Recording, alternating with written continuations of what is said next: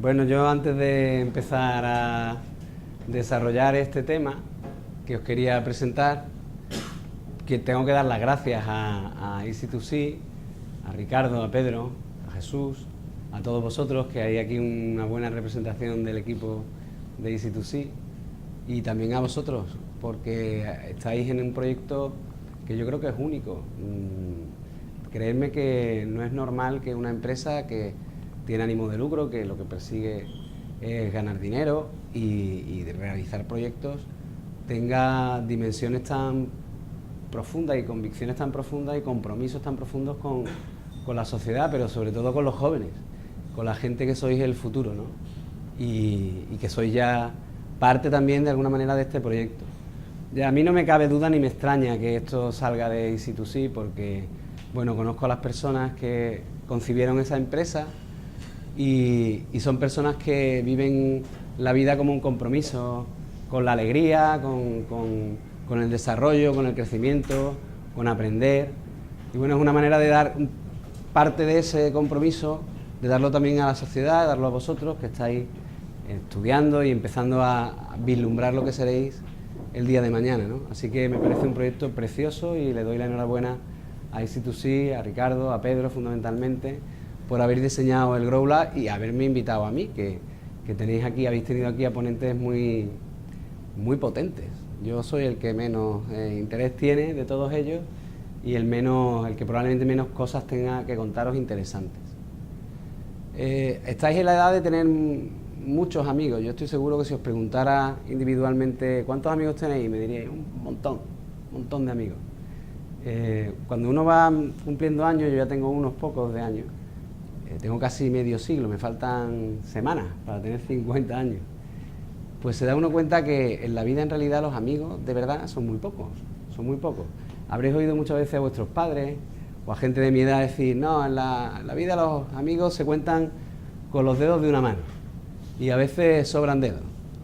Y es verdad que eso es porque las experiencias van alejando, acercando, al final con quien uno puede contar siempre, con eso que llamamos los amigos de verdad, son muy pocos.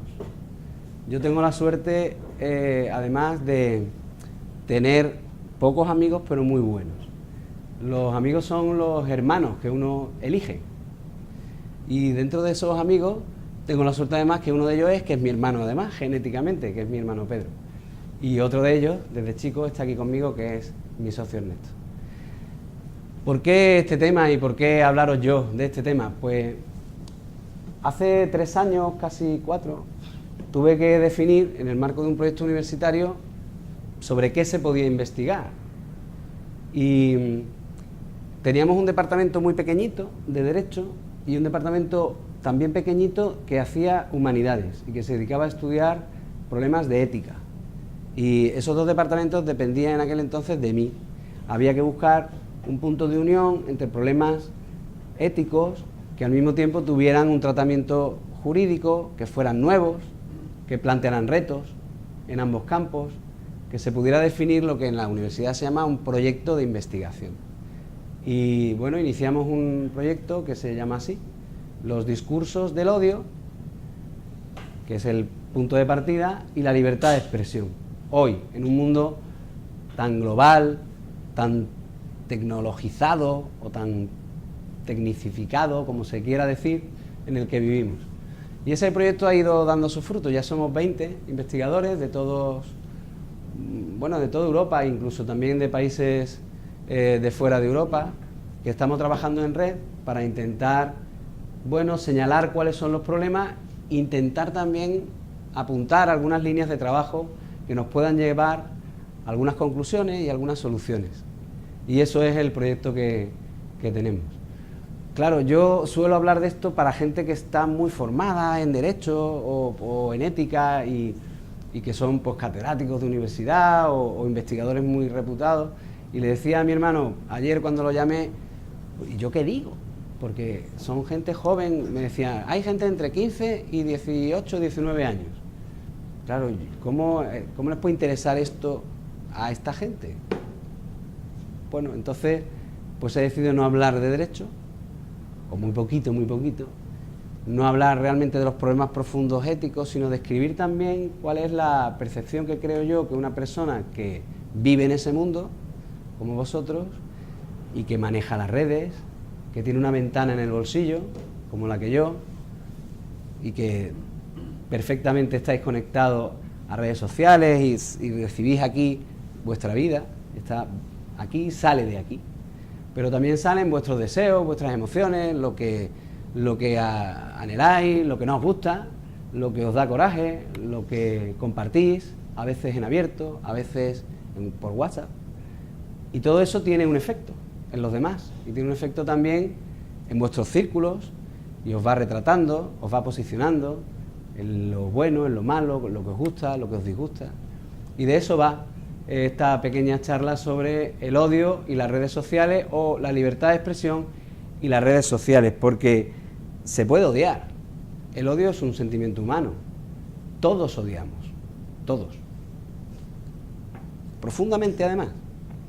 Algunos más profundamente que otros, y depende a qué. Pero o detestamos, si queréis. Eso es algo muy humano. E incluso yo diría que como es humano, pues debería ser legítimo. Se podría odiar. Pero quizá todos me diríais, bueno, pero tiene límites, ¿no? ¿Se puede odiar y dañar? ¿Se puede odiar y hacer daño? ¿Eso lo deberíamos de permitir como sociedad? Porque el sentimiento existe y no lo vamos a poder evitar. Pues de esto, estas son las preguntas que están en el telón de fondo de lo que yo os quería contar. Antes de entrar un poco en ver de qué va esto y en qué medida me importa o no me importa, os quiero decir dos cosas. Una, yo os pido que habléis. No sé si el sonido permitirá que podáis hablar y se capte, porque lo están grabando. Pero si no es así, creo que hay un micrófono inalámbrico y a lo mejor es interesante que se oiga. Y si no es así, yo repito la pregunta. O la pregunta o la intervención para que se quede grabada y, bueno, pues tengáis acceso a todo lo que aquí se pueda decir. Pero os lo pido, porque si no lo hacéis, lo voy a hacer yo. Os voy a preguntar directamente. Porque hay cosas que os quiero preguntar, porque me interesa mucho ver cómo las veis. Sobre todo la gente más joven, sobre todo vosotros que venís de institutos y estáis ahora, bueno, enfrentándoos al mundo como personas autónomas, aunque no tengáis a lo mejor la mayoría de edad, pero sois autónomos y sois personas individualmente consideradas y al que nosotros os consideramos así, y este proyecto también. Os decía que esa es la primera cosa, y la otra es un punto de partida. Estoy deseando hacer esto. Un punto de partida porque, aunque no hay muchas palabras en la presentación, y os aseguro que a la gente de Derecho nos cuesta mucho hacer presentaciones sin muchas palabras, porque solemos hacer presentaciones llenas de palabras, ellos lo saben bien, pero no hay muchas palabras, pero hay algunas que nos sirven por lo menos para saber cuál es el punto de partida. ¿Qué ha cambiado en los últimos 20 años que no existía y que vuestra generación, la de los más jóvenes, las que estáis en torno a la mayoría de edad, por arriba o por abajo, habéis nacido ya con ella? Pero que no existía en la generación de Ricardo, que es la mía, ni la de Pedro, probablemente tampoco en la de Jesús, quizás en la de alguno de vuestros profesores. ¿Qué cosas de verdad han cambiado? ¿Qué hace de este mundo un mundo diferente? Lo primero, nosotros vivimos un cambio de era. Eso no pasa siempre. No hay tantas diferencias entre el siglo XIV al XIX, o del XVI, si me apuráis, al XIX, como las que hemos vivido en tan solo 20 años. Y todo tiene que ver con una cosa, con la revolución o la cercanía del mundo, que se ha hecho pequeño. Esa bola que tenéis ahí, pues es muy pequeña, porque no solamente nos podemos comunicar en muy poco tiempo físicamente, sino es que en cuestión de milésimas de segundo podemos llegar de un extremo al otro del mundo mediante un WhatsApp, una llamada, una conexión a internet, mediante Skype. La revolución tecnológica, lo que antes decía del móvil, ha hecho que para mí el mundo esté aquí y tengo acceso a todo lo que se me ocurra, igual que vosotros. Y también el mundo tiene acceso a mí a través de este punto o de internet. Eso ha cambiado, pero al cambiar eso, al cambiar la revolución tecnológica, ha hecho que cambie también cómo se produce la comunicación. Ellos dos que nos acompañan y que están grabando esta sesión estudian comunicación, van a estudiar comunicación y van a estudiar en su facultad que el mensaje comunicado es un mensaje que es lineal. Está el mensaje, lo que yo quiero decir, sea complicado, sea sencillo, sea expresar un deseo. Está quien lo emite, el emisor, y está el receptor. Y hasta hace muy poco, hasta hace 20 años, ese mensaje o esa comunicación se producía así, unidireccionalmente, desde el emisor al receptor. No había feedback, no había comunicaciones circulares o en red. ¿Y eso qué importa? Bueno, pues toda la visión del derecho, lo que nos ordena, el derecho es un instrumento de civilización. Lo único que pretende es ordenar cómo nos relacionamos, dar un marco a la convivencia. Pues el derecho pensaba en lenguaje analógico y sigue pensando en lenguaje analógico. El derecho sigue pensando que estos dos señores son profesionales que tienen que hacer las cosas de una determinada manera, de acuerdo a un código deontológico, y que ellos van a coger la realidad y nos la van a contar. Nos van a contar la realidad a nosotros a través de su mirada. Pero eso ya no es así. La realidad no es así. La realidad es que tú, que tú, que tú, que yo, que tú o que tú sois también comunicadores. Porque un Twitter o una foto en Instagram o un comentario en el muro de Facebook lo puede ver todo el mundo. Estáis participando de la comunicación. Y la segunda gran realidad que ha cambiado, que tiene que ver con ese achicamiento, esa jibarización del mundo, ¿no?, esa reducción, es que hoy todo eso es más cercano. Pero no es más cercano porque yo pueda acceder a ello a través de las redes, sino es que está aquí. Es que los movimientos migratorios, la globalización económica, el desequilibrio que hay entre el norte y el sur, ha hecho que la gente busque su lugar en el mundo allí donde puede vivir, donde hay riqueza o donde cree que puede tener oportunidades. Y eso ha hecho que venga mucha gente al mundo, al primer mundo, que antes no estaba aquí. Y viceversa, que el primer mundo haya llegado allí donde antes no estaba. De forma que nos encontramos hoy por la calle, en Sevilla, en Madrid, en Barcelona, en París, en Berlín, en Londres, pues a gente que no es como nosotros, que no tiene nuestro color de piel, que no habla nuestro idioma, y no están de visita, viven allí. A colectivos que viven otra realidad racial, otra realidad cultural, que a lo mejor las mujeres de ese colectivo se ponen un velo, o se cubren el cuerpo entero. Hay una realidad cultural y una realidad multicultural que nos rodea. Eso antes no pasaba.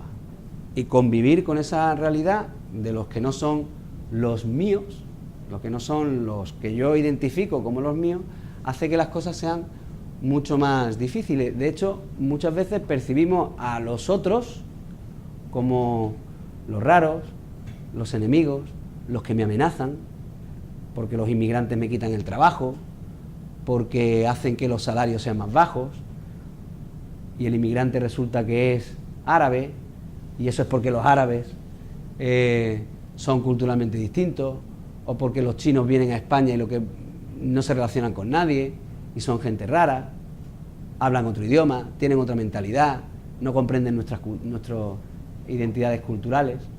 Esas son las dos realidades. La globalización, en toda su dimensión, no solamente la económica, que es la que más nos suena cuando estudiamos, y también la revolución digital. Bueno, pues eso presenta, o para el derecho eso ha sido un reto muy importante, para el derecho y para la ética. Porque las bases de esa convivencia que el derecho pretende ordenar, el marco de convivencia y, digamos, la identidad moral de un pueblo que nos permite reconocernos los unos a los otros y darnos, tolerar, convivir juntos, eso ha cambiado. Y eso está realmente en cambio permanente. Y una de las derivaciones de esta realidad es que, pues, al expresar lo que sentimos frente a esa situación de mezcolanza o de amenaza, pues a veces se nos va un poco la pinza, ¿no? Y hay gente que la toma con el otro, o la toma con los otros, con todos esos grupos, que son los malos, que son los que nos amenazan, y lo que pretende es exterminarlos, que se vayan, que nos dejen, que mi cultura es mi cultura y esta gente no lo comprende, que desaparezcan del mapa. que vuelvan a su lugar de origen. O si están aquí, que acepten las reglas del juego. Porque si no aceptan las reglas del juego, yo no los integro. Y me dedico a escupirles, a pegarles, a agredirles. Y la primera manera de agredir en cualquier pelea que recordéis con vuestros hermanos, con vuestros amigos, con vuestras novias, con vuestros novios, con vuestras parejas, la primera es siempre la misma, es la palabra o el gesto. Pero empezamos por ahí.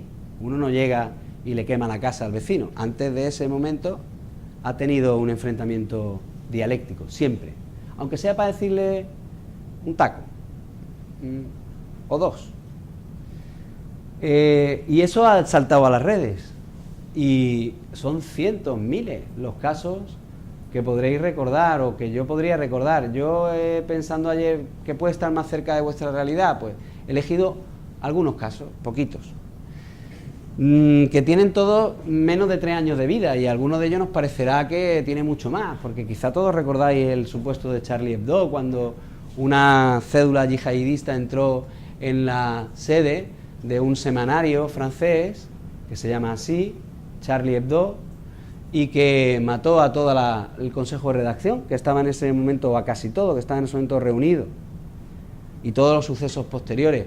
Y quizás recordáis, eso fue en enero del 2015, que pocos días después 5 millones de personas se manifestaron en París, con un solo lema que decía, yo soy Charlie, en francés, ¿no? ¿Lo recordáis? Y ahí estaban presidentes de gobierno, presidente de la Unión Europea, el comisario general, había representación de Naciones Unidas, estaba el presidente del gobierno español, entre otros, allí, al frente de la manifestación. Y en el fondo lo que estaban diciendo al decir yo soy Charlie es defender la libertad de expresión que ese medio tenía caricaturizando a Mahoma. Caricaturizar a Mahoma es pecado en otro concepto cultural. Dibujar a Mahoma es un pecado mortal en el concepto cultural árabe. Y no estoy hablando de la yihad islámica, de estos que se visten de negro y tienen letras amarillas, las banderas negras y salen por los tanques. No, no. En los árabes más cultos, más occidentalizados, es pecado mortal en su cultura representar la imagen de Alá o de Mahoma. Bueno, de Alá es pecado mega mortal, pero del propio Mahoma, de su profeta. Y nosotros estábamos diciendo ahí que caricaturizar a Mahoma es una manifestación de la libertad de expresión. Seguro que en nuestras mentalidades a eso todo le damos encaje, porque estamos acostumbrados a la sátira, estamos acostumbrados a ponerle un mote al profe y a dibujarlo además con todos sus rasgos más señalados, pues más grandes, hacer bromas, porque está en nuestra cultura, es algo de nosotros mismos, pero no está en su cultura, es otra cultura.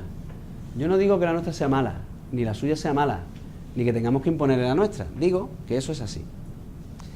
Pero además de estos casos podríamos recordar otro que quizás os suenen más, que también están más presentes. Este fue bastante famoso.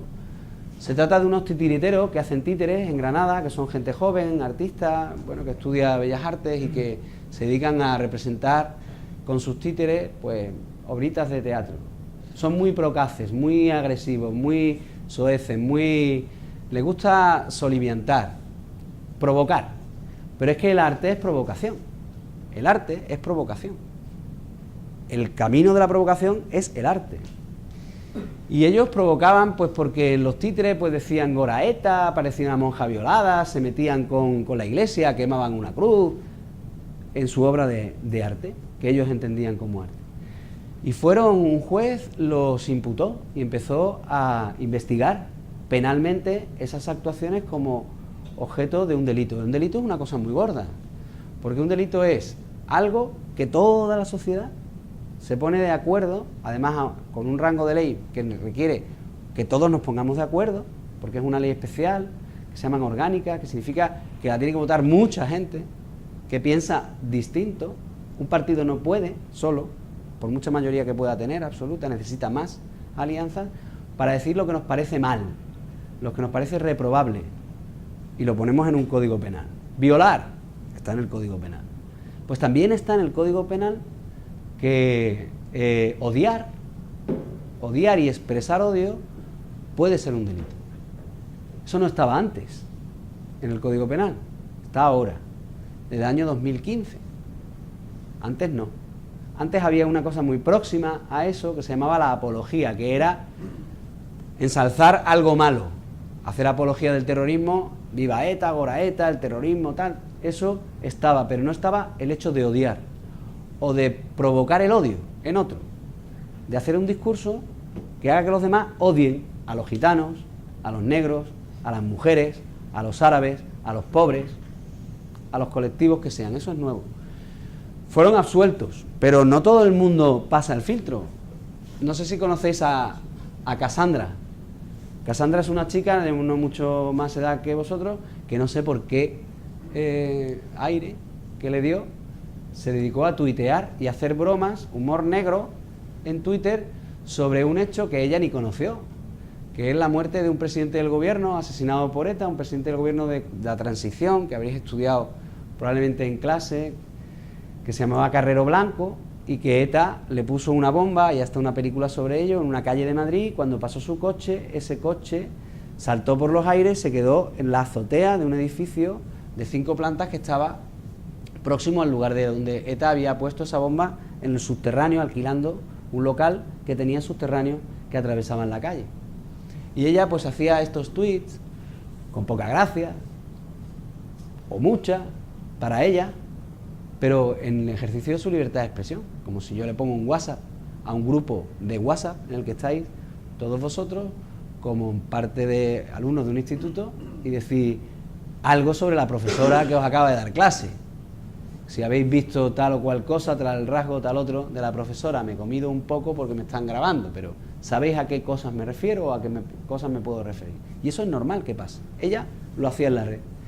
Pero ella fue condenada por la Audiencia Nacional por apología del terrorismo, ese delito que os decía antes, que estaba antes del 2015, que es algo muy gordo y que conlleva una pena de cárcel. Pero sus abogados consiguieron que en el Tribunal Supremo la absolvieran. Recurrió y el Tribunal Supremo la absolvió. Y el conflicto era el mismo, libertad de expresión y sus límites. ¿Hasta dónde? Pero hay otros que no han tenido tanta suerte, ni como los titiriteros, ni como Cassandra, como pueda ser Pablo Hasél, que no sé si lo conocéis, este es un rapero. Muy provocador, muy provocador. Tiene unas canciones de rap grabadas en YouTube, la podéis consultar. Algunos vídeos están censurados, que el propio administrador de YouTube censura, otros no, pero si metéis en buscador de vídeos Google Pablo Hasél, vais a ver cualquiera de sus letras, de sus canciones, y son canciones que no te dejan indiferente. No te dejan indiferente porque lo que te provocan es mucha ira, o lo que se ve en las letras, mucho odio. Pues Pablo Hasél fue condenado 2 veces por la Audiencia Nacional por lo mismo, porque la Audiencia Nacional lo condenó por un delito de odio. ¿A qué? A todo, a la corona, ensalzamiento del terrorismo, tenía un gran espectro de odio, porque de eso va su música. Y después dijo, sí, que me habéis condenado, pues otra vez lo hago, lo mismo. Y volvió a colgar, a subir los mismos vídeos a su página web.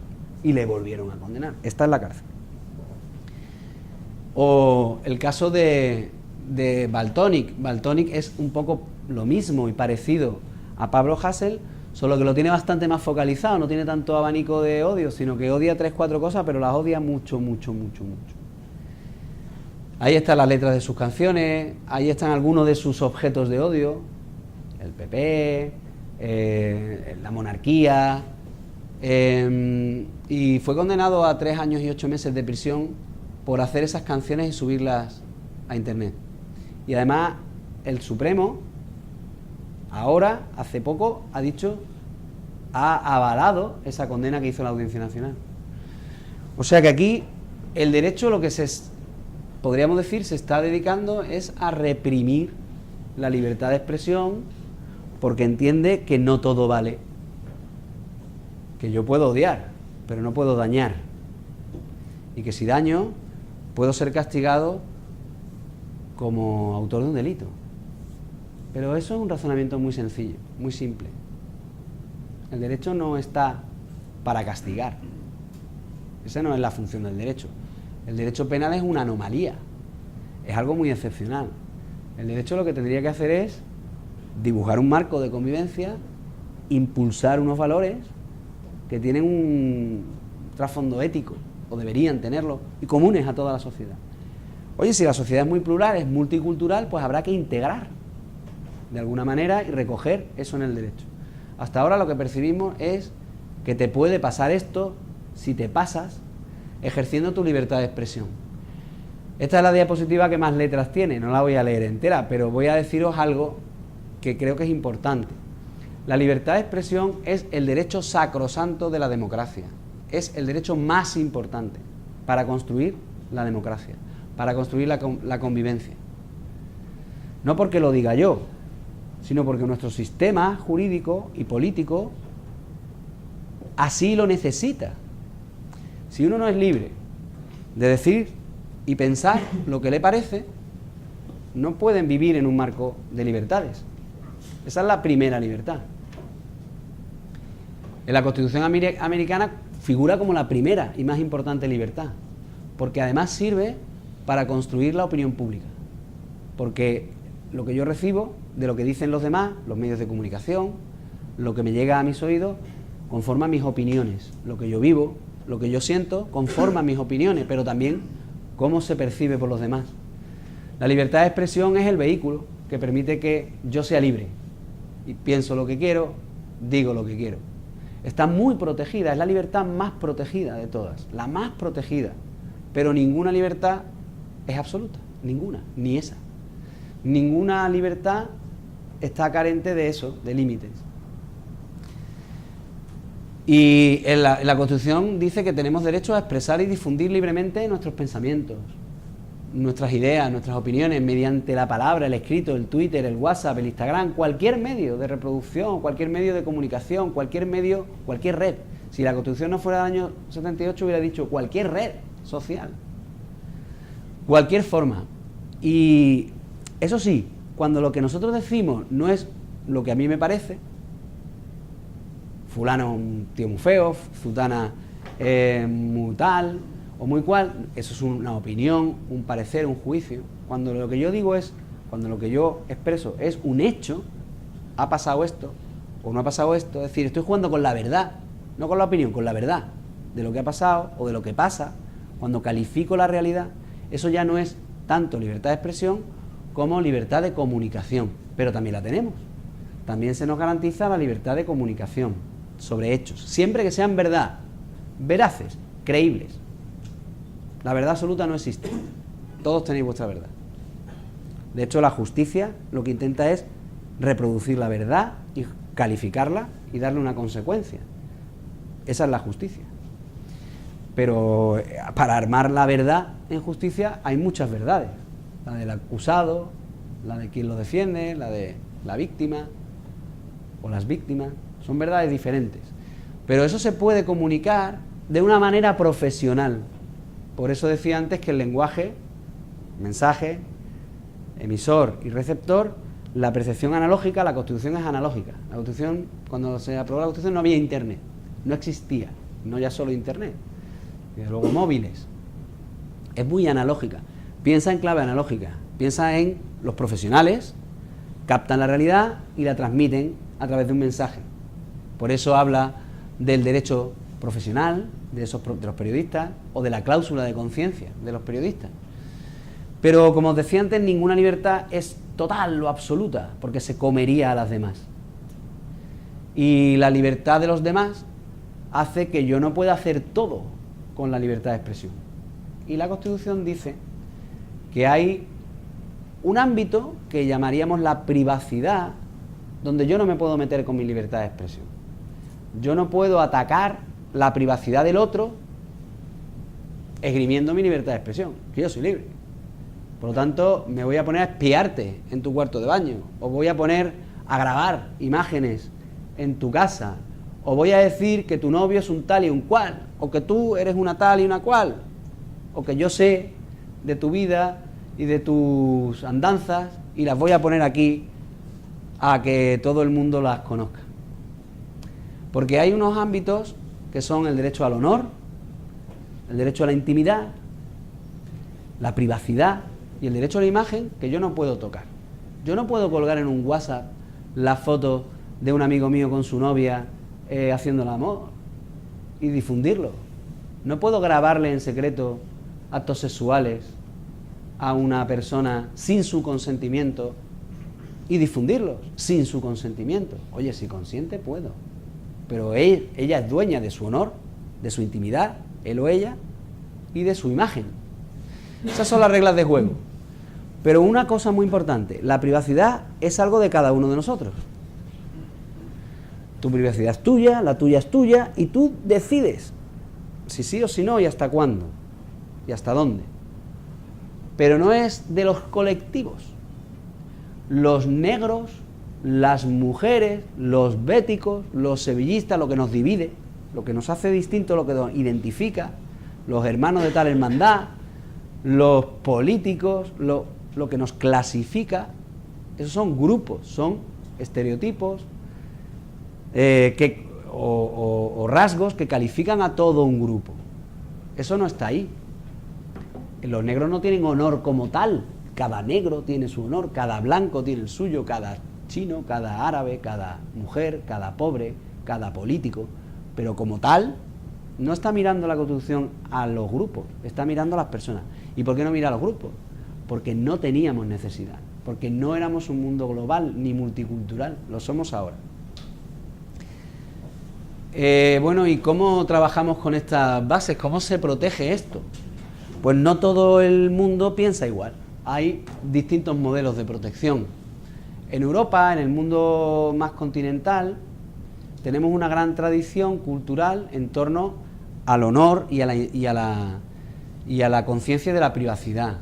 Somos muy respetuosos de la privacidad. Mientras que en otros modelos, que tienen que ver mucho con la religión, el mundo católico es muy respetuoso de la privacidad. El mundo protestante, todavía más si son calvinistas, tienen una manera de ver distinta de ver la privacidad. Os cuento una pequeña anécdota que se me acaba de ocurrir, pero yo creo que viene al pelo. Yo fui a ver muchas veces a mi hermano a Holanda, donde vivió él. ¿Cuánto viviste allí, Pedro? 6 años. 6 años. Fui muchas veces a verlo. Si paseáis por calle holandesa, son calvinistas, protestantes. No hay cortinas, no hay ventanas. Uno está en el salón de su casa y todo el mundo que pasa por al lado lo está viendo comer, cómo trata a sus hijos. Y eso aquí sería imposible de pensar. Uno echa la cortina o la persiana, porque entra en su casa, entra en su reino, donde uno hace lo que le da la gana. En vuestro caso, en vuestro cuarto o en el cuarto de baño. Pero en Holanda no pasa esto, porque hay un trasfondo religioso detrás de esto, que no toca hablar de ello ahora, pero lo hay. Y tiene que ver con esas claves morales que vienen del entendimiento de la religiosidad. Pues hay como dos grandes, en el mundo democrático, digamos en el primer mundo democrático, hay como dos grandes paradigmas, dos grandes maneras de verlo. Está la manera americana o anglosajona, más norteamericana que británica o anglosajona, del todo vale. Todo vale porque además en su Constitución tienen una primera enmienda, la primera enmienda de su Constitución, que garantiza que todo vale. Lo que llaman ellos el mercado libre de las ideas. Usted diga lo que quiera y opine lo que quiera. Si es una basura, lo que usted piensa, los demás sabrán depurar esa basura y sabrán decir esto es una basura. Por lo tanto no cuenta. Es como la palabra o la expresión también es una mercadería.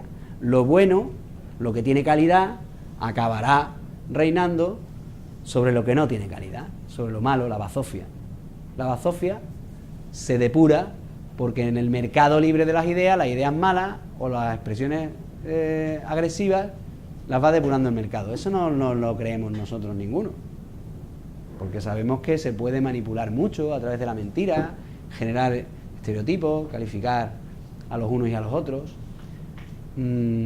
Todos seguro que os habéis cruzado de acera alguna vez cuando habéis visto una persona que no, étnicamente, no es como vosotros. Hombre, si es una tipa rubia de 1,80 m que viene de Suecia, a lo mejor no.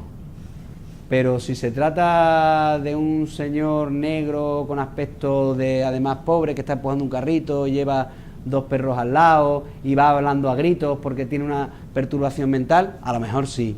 Y si va acompañado, seguro que sí. O sea, hay cosas que rechazamos casi por instinto y que no tiene que ver con nuestra manera de percibir el mundo. Pues en Europa pensamos que no todo vale, que solo vale aquello que no ofende. Mire, usted puede decir lo que quiera, pero lo que no lo puede hacerlo es gratuitamente. Ofender por ofender, derecho a insultar no tiene usted. El derecho al insulto no existe, dice nuestro Tribunal Constitucional. Pero dentro de que somos distintos, más o menos coincidimos en lo mismo. La libertad de expresión tiene pocos límites, muy pocos. En Europa, no ofender. En Estados Unidos, no incitar al delito, nada más, que es distinto. No incitar al delito. Pero yo puedo decir todo lo que quiera. Nos parecemos, con lo que no nos parecemos nada son con los modelos totalitarios. En los modelos totalitarios, lo que rige es la prohibición. No hay libertad de expresión. No hay libertad de expresión en Corea, como no la hay, del norte, como no la hay en Cuba, como no la hay en los países árabes, en muchos países islámicos, que son muchos más que los otros. Los modelos totalitarios en relación a la libertad de expresión no son 4 ejemplos, sino que es un gran mundo que tiene que ver con Asia, con una parte de Asia, con África, que tiene mucho que ver con el África subsahariana, y bueno, pues tienen peso, y están en ese mundo pequeño también. Y hubo un caso muy conocido, que voy solamente a citar, que se conoce como el caso de la blasfemia. Para los árabes, los países árabes, nuestro modelo de libertad de expresión es un escándalo. Eso de que aquí se pueden hacer chirigotas sobre el presidente del gobierno en Cádiz en los carnavales, o caricaturas sobre Mahoma, para su cultura del respeto al otro y del respeto a los símbolos y de la iconografía religiosa, eso es un escándalo, como para nosotros sería escupir por la calle o escupirles al otro como forma de saludo, un escándalo.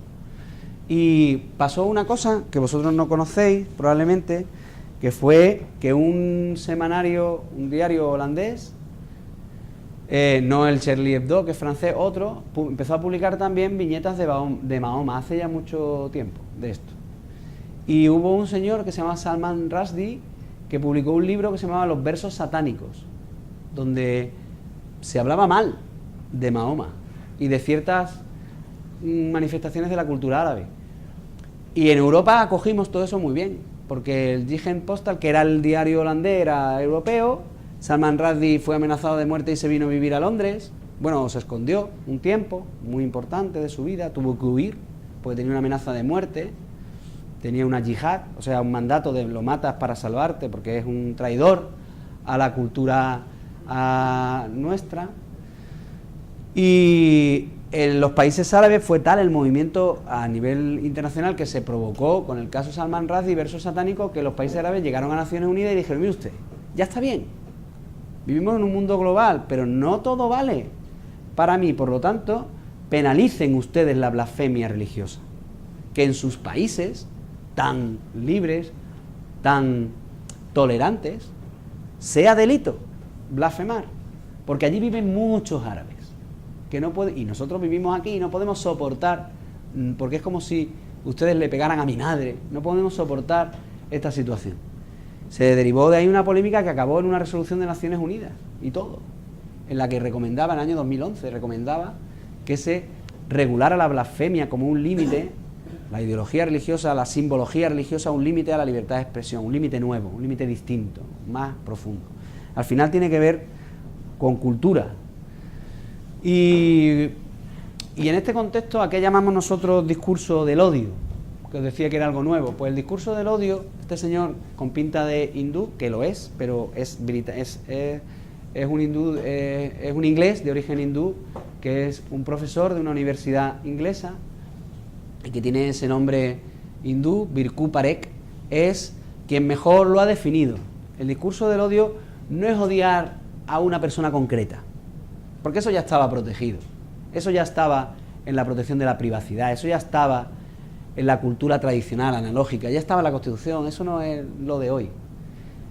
Odiar, en este contexto, el discurso del odio es cuando yo lo dirijo indiscriminadamente contra un colectivo porque ese colectivo no me gusta, porque lo detesto, porque quiero exterminarlo, acabar con él. Los judíos para Hitler, los musulmanes para gran parte del mundo occidental, los inmigrantes, los pobres, los homosexuales, cualquier rasgo identitario de un colectivo que yo no soporto y odio, y le doy a la tecla del odio, que es la tecla del odio del ordenador, la que aparece, o la tecla del odio del Twitter, o la tecla del odio de la canción rapera, o la tecla del odio de Instagram.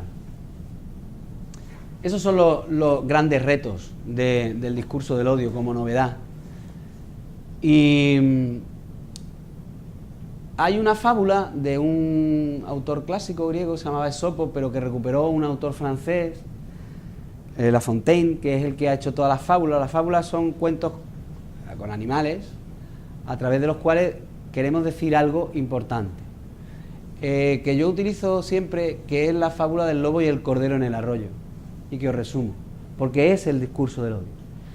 El lobo llega a un arroyo donde está bebiendo un corderito, y le dice: oye tú, te estás bebiendo mi agua, la estás manchando, porque yo bebo corrientes abajo, tú estás bebiendo aquí, y tu saliva, que me da asco, porque proviene de lo que más odio, que eres tú, no la soporto, deja de beber. Y dice el corderito: no, si es que yo bebo más abajo que tú bebes arriba, soy yo quien se bebe tu saliva, la mía no te molesta. Pues será tu hermano, porque tu hermano será entonces el que lo ha hecho, porque uno de los tuyos lo ha hecho. Y dice el cordero: no, si yo no tengo hermanos. Pues será tu madre, uno de los tuyos son los que me fastidian la vida. Y el corderito, cuando se queda sin argumentos, porque la realidad, lo que él le está contando, el otro no la quiere oír, pues el lobo se lo come. Ese es el odio, porque lo que busca el lobo en realidad no son razones, no es discurso, aunque le llamemos discurso del odio, no son razones, lo que busca es exterminar al otro porque es el otro, porque me amenaza, porque me molesta. Pese a ello le llamamos discursos del odio porque proviene del inglés, pero está mal puesto el nombre. En inglés se dice hate speech y no es speech, es hate. ¿Y qué hacemos con el hate speech? ¿Cómo lo protegemos? Fijaros, no os preocupéis que ya estoy acabando, no queda mucho más que contar. ¿Qué hacemos con el hate speech? Pues hemos hecho muy poco, y lo que hemos hecho está mal. Y lo que estamos haciendo no es la solución. Lo que hemos hecho es lo primero que hacen nuestros dirigentes cuando hay una amenaza social, que es prohibirlo y penalizarlo. Prohibir y penalizar. El derecho no es eso, solo. Eso es una vertiente del derecho. El derecho no es para castigar al que se sale de madre.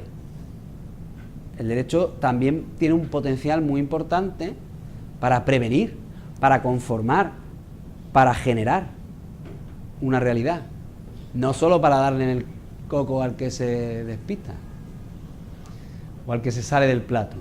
Pero nosotros hemos cogido el problema por los pelos y lo hemos cogido por ahí y hemos dicho, bueno, pues vamos a generar un delito del odio. Y tenemos un delito del odio que ocupa 2 páginas del Código Penal. Un artículo enorme donde se tipifica el odio como provocación, como difusión de las ganas de exterminar a un grupo porque alguien pertenece a ese grupo. Y nos ha dicho el Consejo de Europa, que es una institución que no es la Unión Europea. La Unión Europea es la que estudiáis en el colegio o el instituto. El Consejo de Europa es una cosa distinta, es una institución que pretende construir Europa desde lo político, desde lo social, no desde lo económico, que es la Unión Europea. Pues el Consejo de Europa nos dijo, oye, hay otra manera, menos fuerte, que meter a uno en la cárcel porque hace un rap. Hay otras formas. El derecho conoce otras formas de represión menos duras, menos radicales. Usadlas. Y me he dicho, vale, pues esas también. y las hemos usado. Y todos sabéis que si vais al campo del Betis o al campo del Sevilla y decís, en este momento tenéis que hacer la cámara, ¡pi! Hijo de puta los Vérticos, hijo de puta tal, os arriesgáis a que vuestro club, en el que estáis animando, como ese chaval, niño, que aparece ahí, sea sancionado. Pero no lo meten en la cárcel, no te meten a ti, ni al club le sancionan. Con un partido, con 150.000 euros. A Sevilla, que es mi equipo, lo han sancionado un montón de veces por este asunto. O si hay un daño, páguelo. También hay un mecanismo que es reparar el daño. Ese es el mecanismo clásico del honor. Cuando a alguien se le lesiona el honor, cuando un famoso sale en la tele, un famoso de eso de la prensa del corazón, sale en la tele y se mete con la novia que acaba de dejar, etcétera, etcétera, y ella muy desdichada interpone una demanda y lo vemos en el propio programa porque eso está todo preparado y en el siguiente programa sale ella y cuenta lo suyo. Esa demanda acaba en una indemnización, en dinero.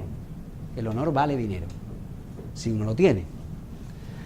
Pero claro, para los grupos no sirve, porque ¿cómo indemnizamos a los pobres frente a la aporofobia, que es la manera de odiar a los pobres? Eso no es fácil, ¿no? Así que mi sensación, después de estar 4 años estudiando esto, es que el derecho no es la solución. Y además el derecho está muy limitado aquí.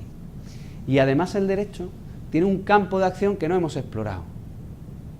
Y que no es eso, no es el garrote, no es la pistola en la boca,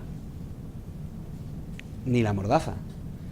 El derecho tiene una posibilidad enorme para generar condiciones que hagan que eso que está pasando no pase o pase menos, o por lo menos que sepamos, que tengamos las claves para que eso no sea como ahora. Os voy a poner un ejemplo que yo he vivido desde pequeño, como Ricardo y como Pedro.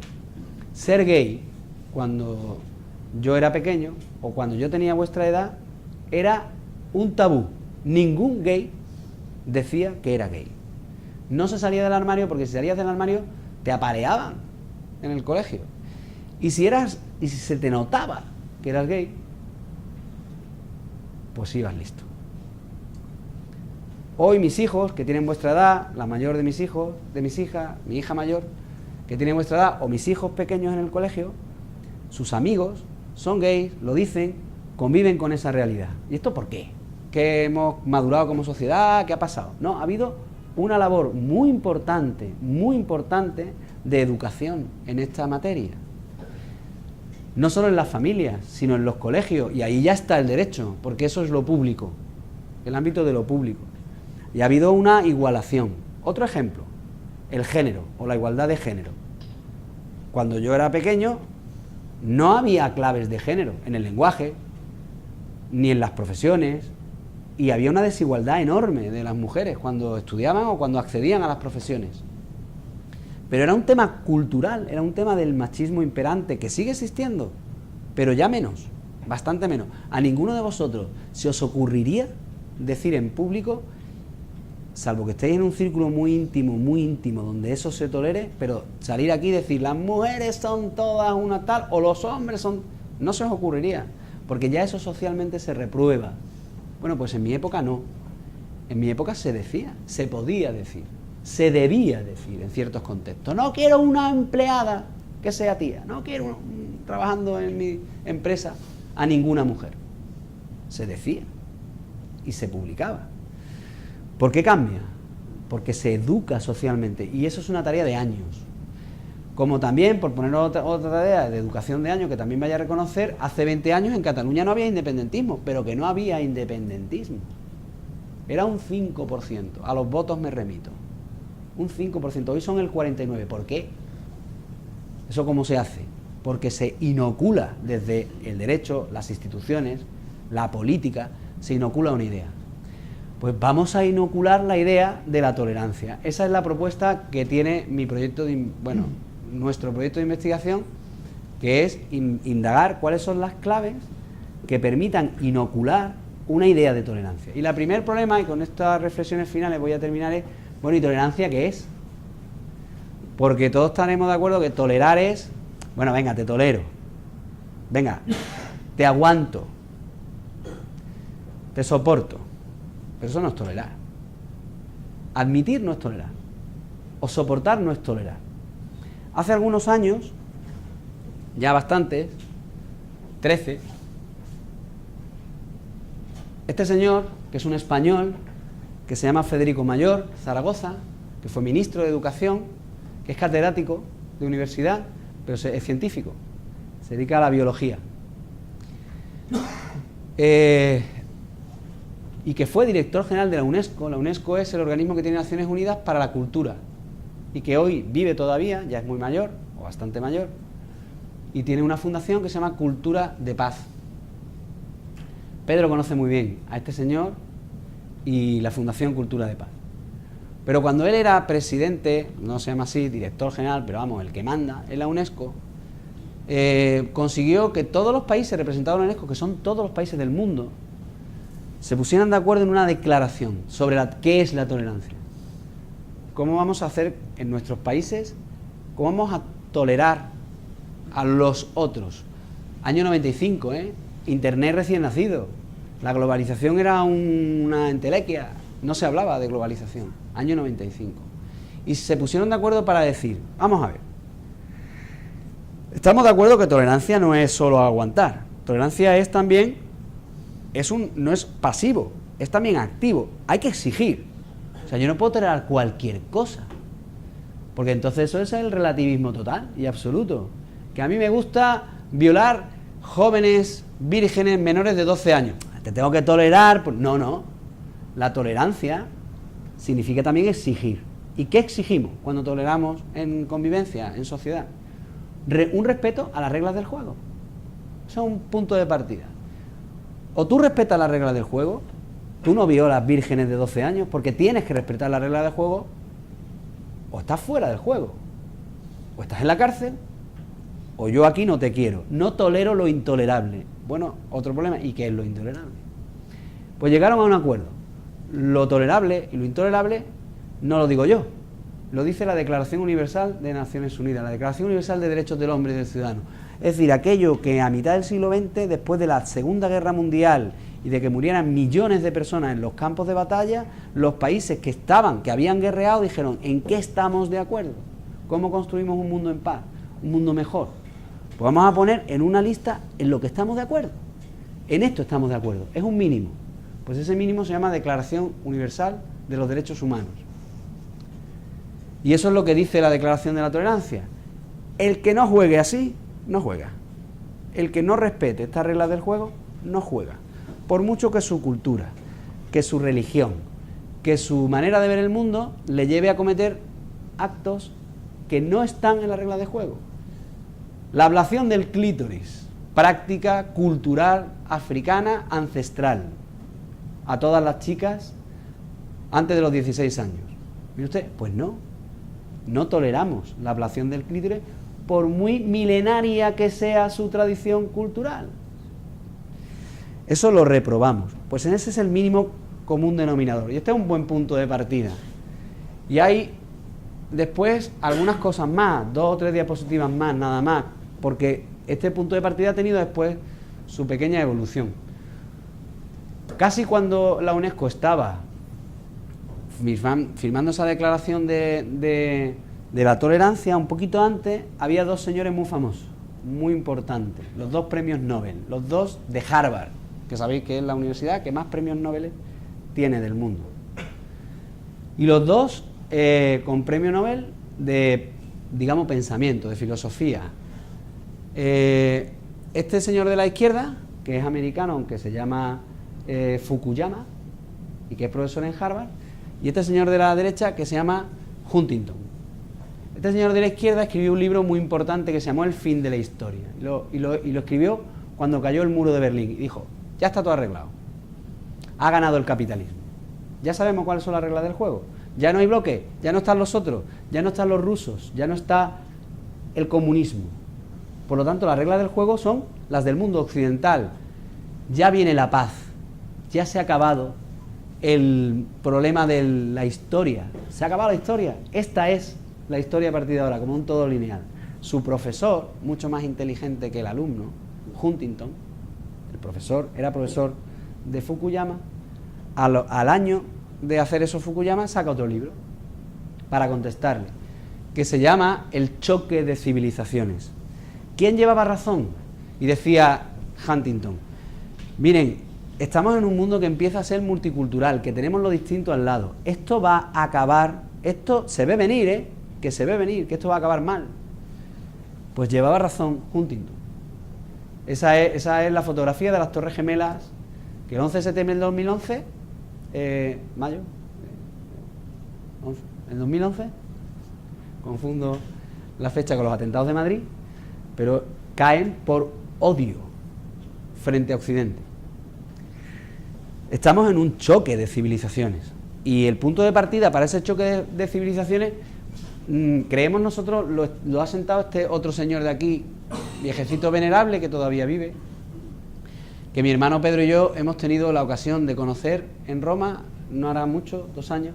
Se llama Charles Taylor, es un australiano que tiene muchos libros, pero tiene un libro que se llama Multiculturalismo y Política del Reconocimiento.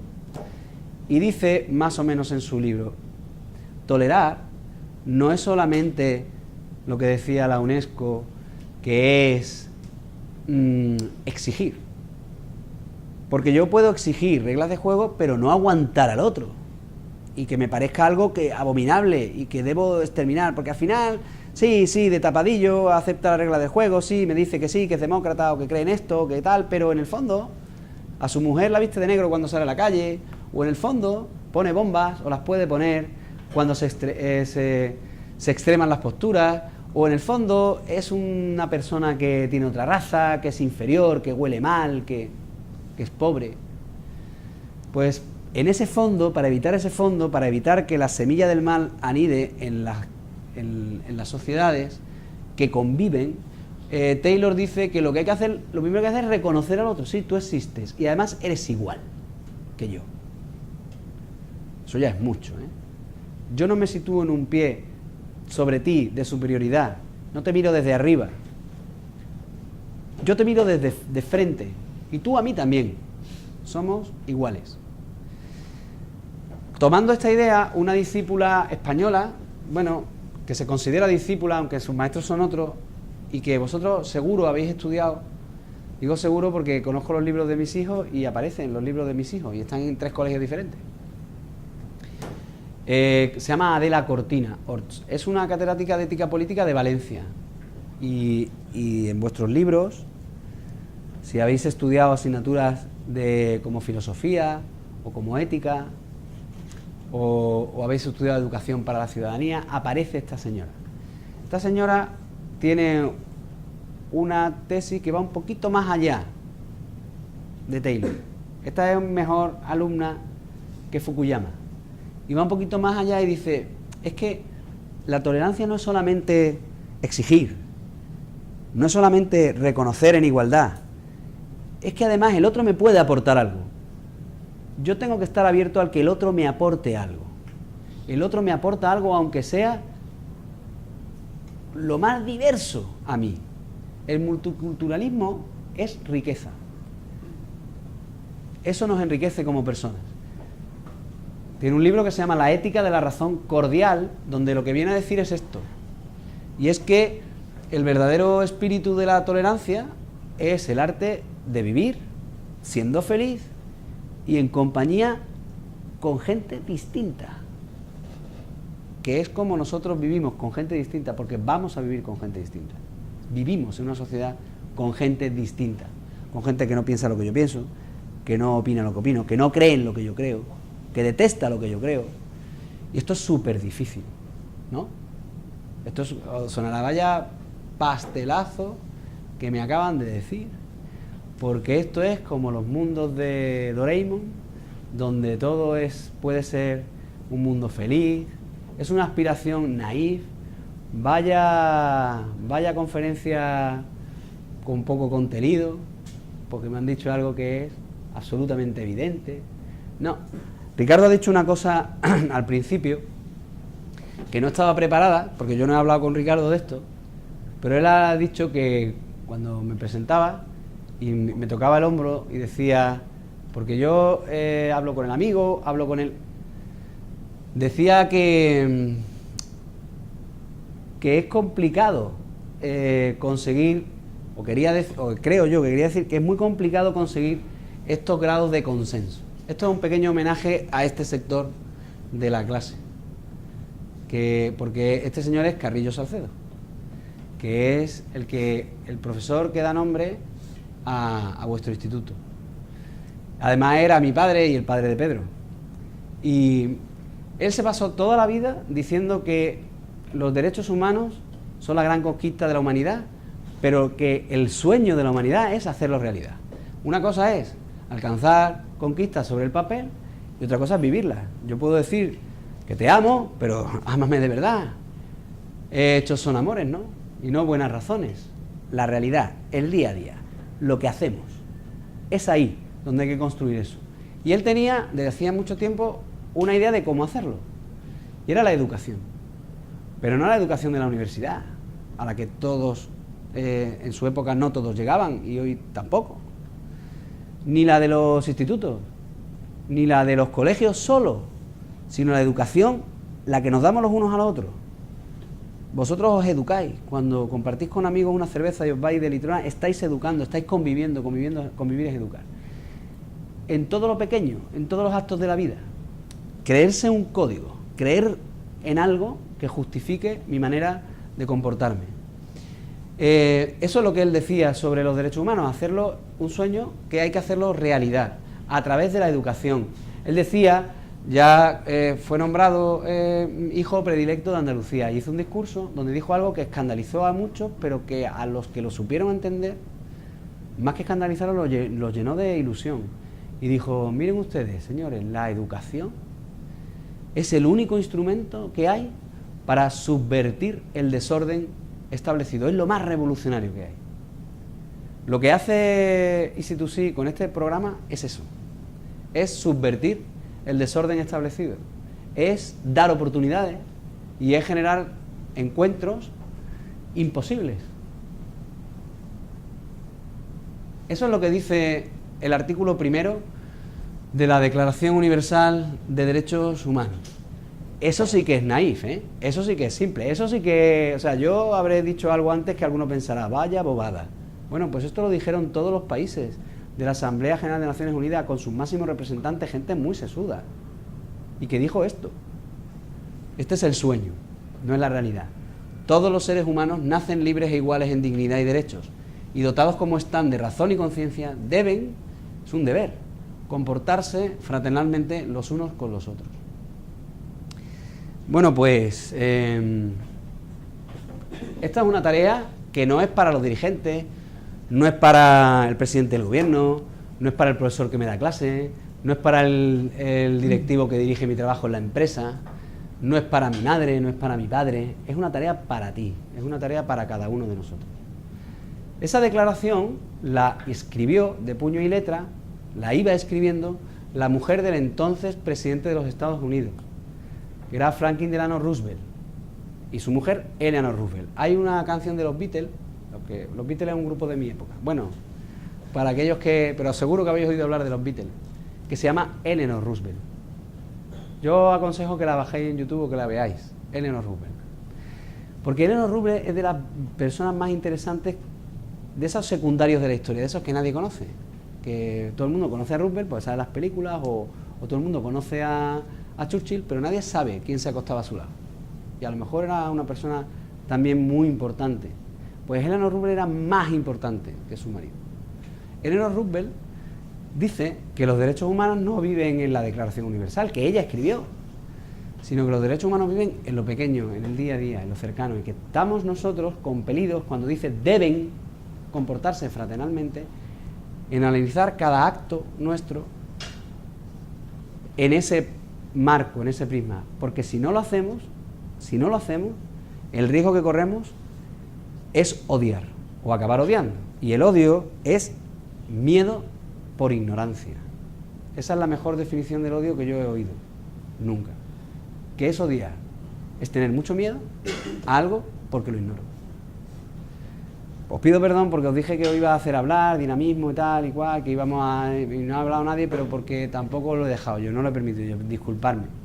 Pero bueno, esto es un poco lo que os quería presentar, y muchísimas gracias por la invitación, de nuevo, a Ricardo y a Pedro, y por vuestra paciencia y por vuestra atención, porque aunque no hayáis hablado, os he visto muy atentos. Así que muchas gracias a todos. Bueno.